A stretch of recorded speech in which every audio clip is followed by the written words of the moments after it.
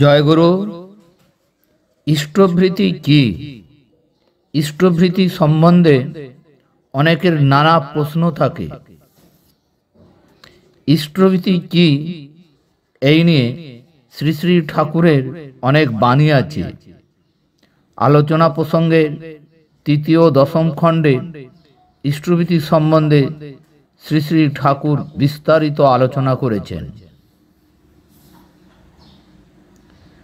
ইষ্টভৃতি হচ্ছে পঞ্চমহাযজ্ঞ। এর অন্যতম প্রধান যজ্ঞ ঋষি যজ্ঞ, যেটাকে ইষ্টভৃতি বলা যায়। তারপর আছে দেবযজ্ঞ, পিতৃযজ্ঞ, নৃযজ্ঞ, ভূতযজ্ঞ।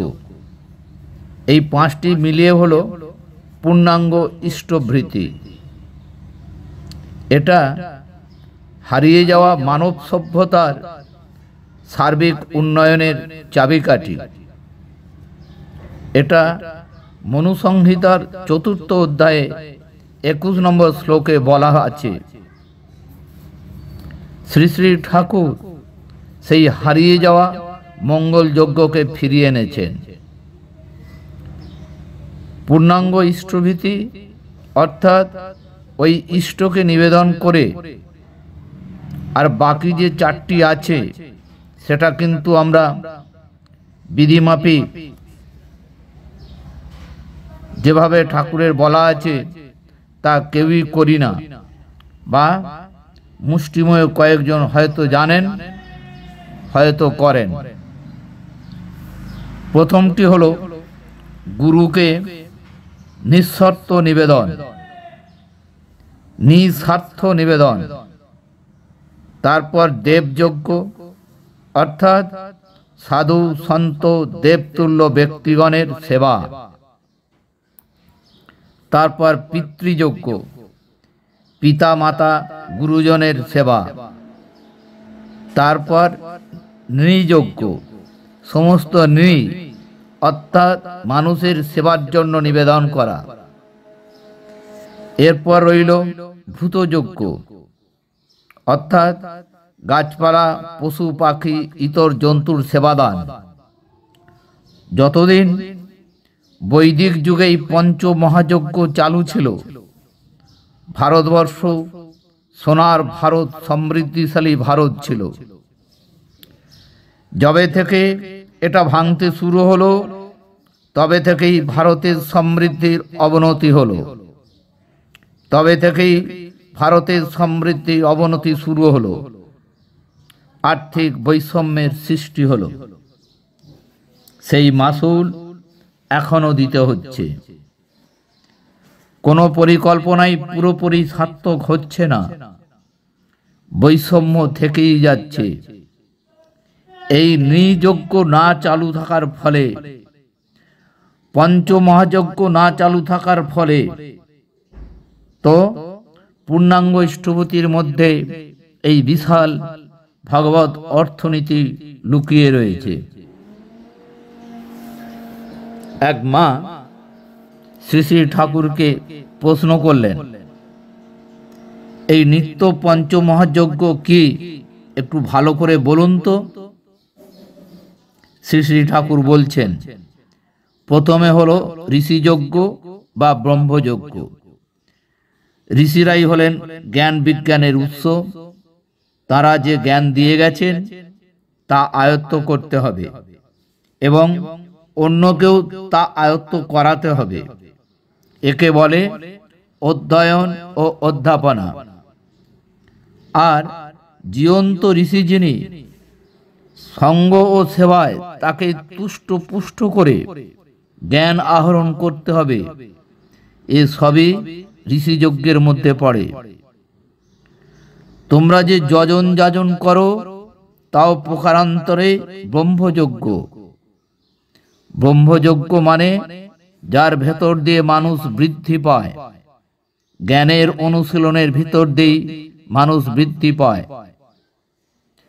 যে লোক সংসারে ঢুকে কেবল উদর চিন্তা নিয়ে থাকে, জ্ঞান আহরণের চেষ্টা করে না, তার উন্নতি খতম হয়ে যায়। তারপর দেবযজ্ঞ। দেবতা মানে যারা নিজেদের চরিত্র, গুণপনা, ঐশী বিকাশ ও ভাবৈশ্বর্যের ভেতর দিয়ে লোকসমক্ষে দেদীপ্যমান হয়ে আছেন। দেবযজ্ঞ মানে ওই দেবতাদের অনুধ্যান করে তাদের ভাব নিজের ভেতর সম্বর্ধিত করে তোলা এবং বাস্তব উৎসর্গে তাদেরও পরিতুষ্ট করা। শাস্ত্রে আছে সর্বদেবময় গুরু, অর্থাৎ সদ্গুরুর মধ্যে সমস্ত দেবতারই অধিষ্ঠান আছে। তাই ইষ্ট চিন্তা, ইষ্টের ইচ্ছানুযায়ী নিজেকে নিয়ন্ত্রিত করা, ইষ্টকে বাস্তব নিবেদন ইত্যাদি যজ্ঞের মধ্যে পড়ে। আবার আছে পিতৃযজ্ঞ। পিতৃপুরুষের দৌলতেই আমরা দুনিয়ায় মুখ দেখি এবং দুনিয়ায় করে খাই। তাদের দয়া ছাড়া কিছুই সম্ভব নয়। তাদের দেওয়া রক্ত ও গুণপনার জোরেই আমরা চলি। তাই তাদের তৃপ্তি যাতে হয় তা আমাদের অবশ্য করণীয়।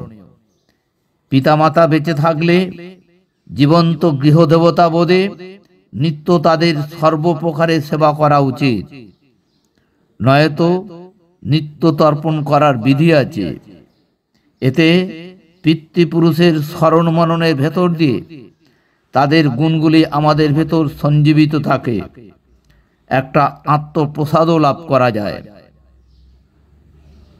আর আছে নৃযজ্ঞ ও ভূতযজ্ঞ। অতিথি সৎকার ও দুস্থ পরিবেশের বাস্তব সেবা সাহায্যকে বলা যায় নৃযজ্ঞ। পরিবেশকে বাদ দিয়ে আমরা বাঁচতে পারি না, তাই তাদের সর্বপ্রকার সেবা আমাদের করতে হবে। গৃহে কর্তব্য হলো আগে অতিথিকে খাইয়ে তারপর সে খাবে। অতিথিকে নারায়ণ জ্ঞানে সেবা করা রীতি আছে আমাদের দেশে। কথা হচ্ছে, আমার দ্বারস্থ হয়ে কেউ যেন অভুক্ত না থাকে, বিমুখ না হয়। আমি ঘর বেঁধেছি সবার সেবার জন্য। ভূতযজ্ঞ বলতে ইতর জীবজন্তু থেকে আরম্ভ করে গাছপালার পর্যন্ত সেবা করা বোঝায়। একটা গরুকে দেখছো জল না খেয়ে কষ্ট পাচ্ছে, তুমি কলের থেকে এক বালতি জল তুলে তাকে খেতে দিলে, সেটাও ভূতযজ্ঞের মধ্যে পড়বে। সাধারণত নিজ আহার্যের অগ্রভাগ সশক্তভাবে তাদের উদ্দেশ্য নিবেদন করার রীতি আছে। আদত কথা হলো বিশ্ব ব্রহ্মাণ্ডের সবার সঙ্গে নিজের যোগসূত্রটা বোধ করতে অভ্যস্ত হওয়া। এগুলি যদি ভাবায় থাকে, করায় না থাকে, তাহলে হবে না। শ্রী শ্রী ঠাকুর বলছেন, বিভিন্ন দৈনিক পত্রিকায় মহাপুরুষদের কথা, আর্য কৃষ্টির কথা, রাষ্ট্র কি, ধর্ম কি, কিভাবে সর্বশ্রেণীর লোককে উন্নত ও উচ্ছল করে তুলতে হবে, অর্থনৈতিক উন্নতি কিভাবে হতে পারে, শিক্ষা কিভাবে দিতে হবে, বিবাহের নীতি কি, দৈনন্দিন জীবন কিভাবে চলতে হবে ইত্যাদি বিষয়ে রোজ পরিবেশন করা লাগে। যাত্রা, থিয়েটার, কথকতা, নাটক, নভেল, রেডিও ইত্যাদি সব কিছুর ভেতর দিয়ে সবার সর্বাঙ্গীন মঙ্গলের বার্তা সঞ্চারিত করতে হবে। সঙ্গে সঙ্গে যাই ইষ্টনিত্য, চরিত্রবান, ঋত্বিক, অধৈর্য ও যাজক। এনারা মানুষের বাড়ি বাড়ি ঘুরবে। কাউকে পিছে পড়ে থাকতে দেওয়া হবে না, অজ্ঞ থাকতে দেওয়া হবে না, দরিদ্র থাকতে দেওয়া হবে না। সকলকে টেনে লম্বা করতে হবে। আমাদের মনে রাখতে হবে যে পরিবেশ যদি দুস্থ থাকে তাহলে সেজন্য তারা যতটা অপরাধী তার চেয়ে বেশি অপরাধী আমরা। আমরা যদি বাঁচতে চাই তবে সকলের বাঁচার ব্যবস্থা করে দেওয়ার দায়িত্ব আমাদের। পাশ্চাত্য দেশকে ব্লাইন্ডলি ফলো করে লাভ নেই, কারো লাভ নেই তাতে। আমরা আমাদের বৈশিষ্ট্য অনুযায়ী চললে নিজেরাও যেমন লাভবান হব, অন্যরাও তেমনই লাভবান হবে।